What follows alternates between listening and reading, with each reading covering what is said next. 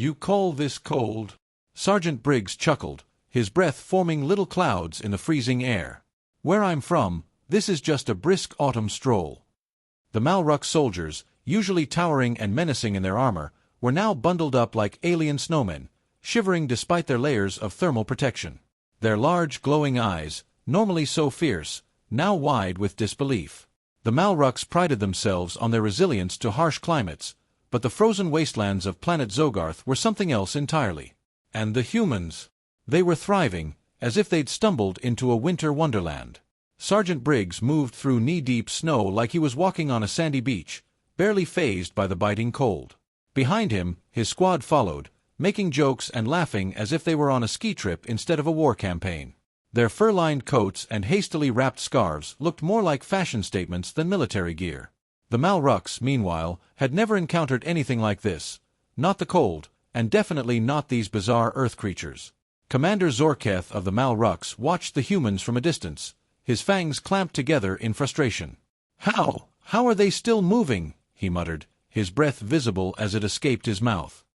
His second-in-command, Track, looked like he was on the verge of becoming a Malrux popsicle, his normally bright red skin fading into an alarming shade of blue. They're Deathworlders, Commander," he stammered through chattering teeth. I thought that was just an exaggeration." Zogarth hissed, his forked tongue flicking in irritation. Deathworlders, a term whispered among the galaxy's more civilized species. He'd scoffed at the notion before. Now, watching the humans march through the lethal cold as if it were nothing more than a chilly afternoon, he was starting to reconsider. 4 months, the battle on Zogarth had dragged on. Well, battle was a strong word. It was more of a waiting game, or in this case, a freezing game. The Malrux had been confident they'd win. Zogarth's winters were infamous, and they had believed their biological adaptations would give them an edge. The humans, newcomers to this part of the galaxy, should have crumbled. But here they were, smiling under their frost-coated helmets. Briggs raised a hand, signaling for his squad to halt. Instantly, they dropped into position, disappearing into the snow like snow ninjas. Their rifles aimed ahead, but their attitude was more ready for action than desperate for survival. Briggs peered through his scope, scanning the horizon. The Malrux had been oddly quiet for too long. Track pulled his cloak tighter, his teeth now a steady soundtrack of chattering. "Commander, we must retreat. These conditions they're unacceptable." Zogarth snarled. "We are Malrux. This cold is nothing." But even his bravado couldn't hide the fact that the humans were doing laps around them, both figuratively and literally. They weren't just surviving, they were thriving. Meanwhile, Zogarth's soldiers were turning into icicles with laser guns. In the distance, smoke curled up from the humans' campfires. Laughter, actual laughter, echoed through the frigid air. It was like they were hosting a winter festival while the Malrux were slowly becoming freezer-burned chicken nuggets. Briggs checked his watch. It was almost time. The humans always had a plan, and this time, the cold wasn't a problem. It was part of the strategy. "All right, boys," Briggs whispered to his squad. "You know the drill. Stay low and let the snow do the heavy lifting." The Malrux were getting desperate. Their once meticulous tactics had devolved into panic charges and slapdash ambushes. They didn't know how to fight in the cold, let alone how to outlast it. The humans, on the other hand, were pros at enduring miserable conditions. They'd turned Zogarth into a frosty playground. The crack of alien blasters echoed through the mountains. Briggs grinned beneath his mask. "Here they come." His squad didn't flinch. They stayed as still as snowmen, except much more lethal. The Malrux had numbers, better technology, and superior firepower. But they lacked one crucial thing: endurance. Briggs watched through his scope as the alien soldiers stumbled through the snow, their once mighty armor now a hindrance as they tripped and fumbled. Easy pickings. A double click of Briggs' radio signaled the humans to open fire. It was over in seconds. The Malrux barely made it halfway across the snowfield before precision shots took them down. The survivors, panicked, fled into the night, leaving their wounded behind. Briggs didn't move. "Wait for it," he muttered. Moments later, the wind shifted, becoming a biting, furious howl. The temperature dropped even further, as if the planet itself had decided it had had enough of the Malrux. Cries of pain echoed as frostbite claimed the stragglers. There was no need to waste bullets. The cold would finish them off. Track's voice trembled. "Commander, we need to go. We can't win here." Zogarth growled, furious at the very suggestion, but deep down, he knew the truth. His forces weren't being defeated by human weapons. They were being undone by the merciless winter. And the humans, these so-called Deathworlders, were treating the whole ordeal like a snowy field trip. Briggs dusted off his coat and motioned for his squad to move out. The cold nipped at his exposed skin, but he didn't care. They were just getting started. Meanwhile, in his heated command tent, Zogarth stared at the flickering holomap, the once clear battle lines now broken and jagged.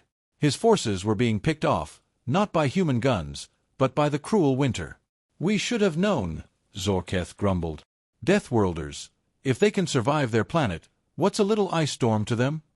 Track, still shivering, nodded. "Their blood, Commander. It's like they've got antifreeze in there or something." Zogarth sneered. "No, it's not just their blood. It's something more. Some cursed resilience, a stubbornness that shouldn't exist." And, with a gust of icy wind, a lieutenant stumbled into the tent, looking more like a frozen popsicle than an officer. Sergeant Briggs marched ahead, his boots crunching the snow beneath him, now leading his squad deeper into the icy wilderness. Behind him, Private Jenkins was busy offering his usual comic relief to keep morale high.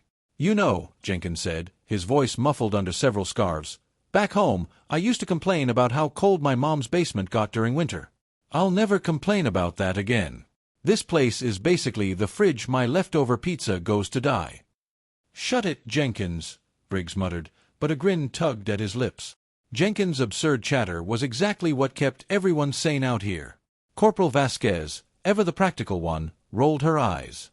"Hey, Jenkins, you think you'll find a pizza place out here? Maybe Planet Zogarth is famous for its 5-cheese snow pie."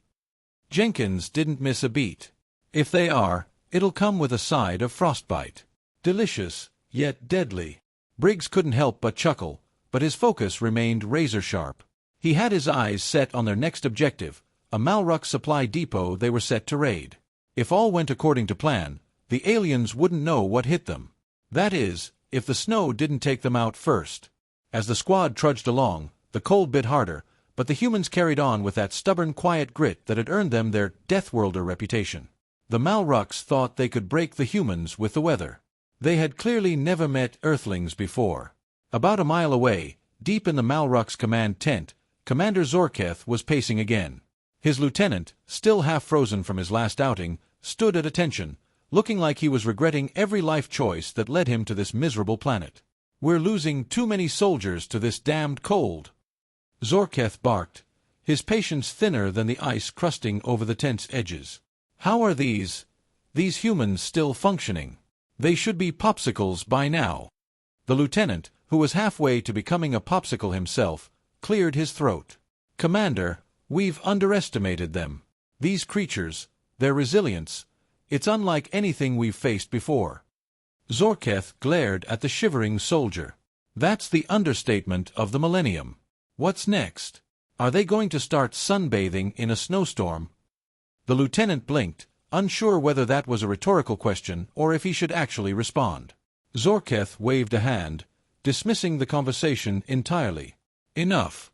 What's the status on our reinforcements?" "They're, the lieutenant hesitated, looking like he wished the ground would swallow him whole. "They're stuck, sir. Frozen. Again. The ice has overtaken their hover tanks, and half the transport ships are grounded due to engine malfunctions caused by, let me guess, the cold." Zogarth's eyes narrowed into deadly slits. "I don't want excuses. I want solutions. This isn't just a war anymore. It's survival." Meanwhile, back in the snowy wasteland, Briggs and his squad had reached the supply depot, a small outpost nestled into the side of a glacier. A handful of Malrux guards stood outside, shivering and clutching their blasters like they were space heaters. "All right, team," Briggs whispered, pulling out a pair of binoculars to survey the scene. "Same plan as usual. We hit them hard and fast before they even know what's happening. Jenkins, you've got the explosives. Vasquez, cover the south side. Wilson, you're on lookout. Everyone else, stay frosty. Jenkins snorted. Stay frosty? Really, Sarge? That's a bit on the nose, don't you think? Briggs gave him a look that could freeze even the sturdiest Malrux armor. Just do your job, Jenkins. With the precision of seasoned warriors, who just happened to be freezing their butts off, the squad moved into position. The Malrux guards, oblivious and too focused on not becoming icicles themselves, didn't stand a chance. Briggs gave the signal, and within seconds, the humans sprang into action. Jenkins, always eager for a bit of mayhem, darted forward and planted the charges around the depot's main fuel tanks, grinning like a kid at a snowball fight. Fireworks show in 3, 2. The explosions lit up the frigid night, a fiery burst that turned the quiet, cold landscape into an inferno. The Malrux guards, already half frozen and half asleep, were sent scrambling, but it was too late.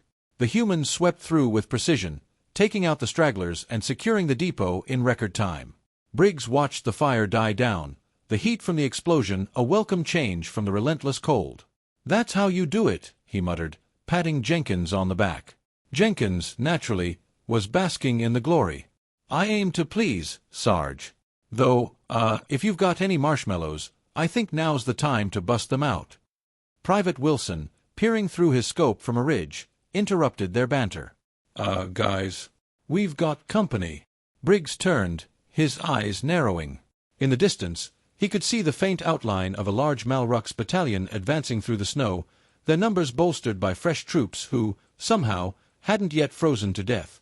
"Well, looks like the aliens finally grew a spine," Vasquez muttered. "Either that or they finally figured out how to thaw themselves out," Jenkins added, reloading his rifle. "What's the plan, Sarge? Another round of let the cold do the work?" Briggs shook his head, a grin creeping onto his face. "Nah, this time, we give them a real warm welcome. Let's see how they handle fire and ice." As the Malrux forces approached, the humans prepared their next ambush, knowing that they had the upper hand. The Malrux might have numbers and tech, but they still didn't understand the simple truth that had kept humanity alive through millennia of adversity. You don't mess with Deathworlders. Especially not when they're already cold, hungry, and have a point to prove. Sergeant Briggs squinted at the incoming Malrux battalion, their figures ghostly against the endless white expanse. From his vantage point, it was almost comical, like watching someone try to run in a swimming pool. The aliens struggled through the snow, their sleek armor designed for combat, not winter weather. If they weren't so deadly, Briggs might have felt bad for them. Behind him, Jenkins tapped his shoulder, clearly excited. "So, can I throw a snowball before we blow them up?" "Just one." Briggs sighed. "We're soldiers, Jenkins. We don't throw snowballs." "Yeah," Vasquez chimed in, smirking. "We throw grenades." "Ah, see. That's why you get promoted, Vasquez. Good attitude," Jenkins said, winking. Briggs cut through the banter. "All right, focus up. Here's the plan. We let them get close enough to think they've got the jump on us.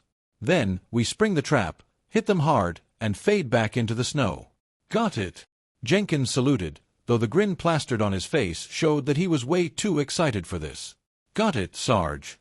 Spring trap, snow fade, explosions. Sounds like a regular Tuesday." As the squad hunkered down, blending into the snow, the Malrux soldiers advanced, unaware of what lay ahead. Commander Zogarth led the charge, his frustration evident even from a distance. His forked tongue flicked in and out as he barked orders, desperate to regain some semblance of control. "Hold steady," he shouted. "The humans are here, somewhere. Don't let the cold fool you into thinking they're gone. They thrive in this." His second-in-command, Track, still looking like a half-frozen popsicle, nodded with chattering teeth. Yes, Commander. "I can feel them watching." The humans, meanwhile, were indeed watching, and cracking jokes. Private Wilson, who had set up in his sniper's nest, whispered over the comms. "You think they're cold, or is that just their version of a brisk jog?" Briggs rolled his eyes. "Eyes on the target, Wilson." Wilson chuckled softly. "Target's moving pretty slow, Sarge. At this rate, I might have time to knit a scarf." "Don't tempt Jenkins," Vasquez muttered. From the front of the Malrux formation, Zogarth suddenly paused. His instincts kicked in. Something was off. He sniffed the icy air, trying to detect any sign of the humans. "They're close," he hissed. "I can feel it. Stay alert." Briggs grinned beneath his mask. "Too late, buddy." The moment had come. Briggs clicked his radio twice. The signal. In an instant, the humans unleashed their ambush. Explosions erupted as hidden charges went off, sending snow, ice, and chunks of alien armor flying through the air. The Malrux formation broke immediately, soldiers scattering like startled insects. Vasquez and Jenkins opened fire, their rifles cutting through the chaos. Briggs, calm as ever, took calculated shots, each one finding its mark. The aliens tried to regroup, but the snow was both their enemy and the humans' greatest ally. They slipped, stumbled, and flailed about, struggling to stay upright while the humans moved like ghosts through the icy landscape. Zogarth roared in fury, drawing his plasma sword and charging forward. "Cowards! Face me!" Jenkins peeked out from behind a snowbank and waved. "Hey, over here, Frosty!" Zogarth's eyes burned with rage as he barreled toward Jenkins, his sword glowing hot in the freezing air. Jenkins, grinning like an idiot, waited until the last possible second before ducking out of sight. The commander's sword sliced through nothing but snow, and before he could react, Jenkins popped up behind him, smacking him across the back of the helmet with the butt of his rifle. "Tak! You're it!" Zogarth spun, swinging wildly, but Jenkins had already darted off. The alien commander let out a howl of frustration as the humans melted back into the snow, their taunts echoing on the wind. "Catch me if you can, Frosty!" Jenkins called over his shoulder. Vasquez shook her head. "One day, Jenkins, your big mouth is going to get you killed." "Yeah, but not today," Jenkins replied, vaulting over a snowbank as a stray plasma blast sizzled through the air behind him. Briggs, watching the chaos unfold with mild amusement, checked his watch. The Malrux forces were in complete disarray. Just as planned. It was time to finish this. "All right, team," Briggs said into his radio, "fall back and regroup. Let's clean up the rest of these guys before they call for reinforcements." The squad moved swiftly, like shadows across the snow, circling the remaining Malrux soldiers.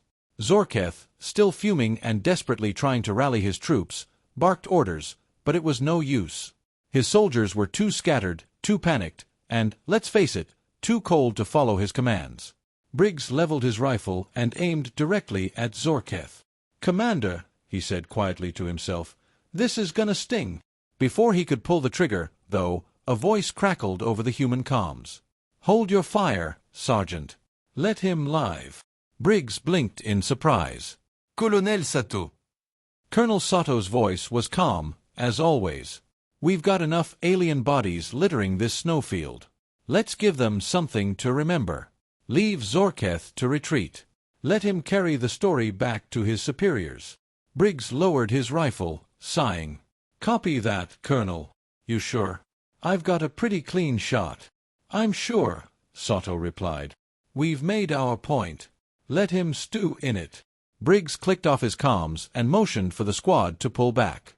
They faded into the snow, leaving the remaining Malrux to stumble around in confusion.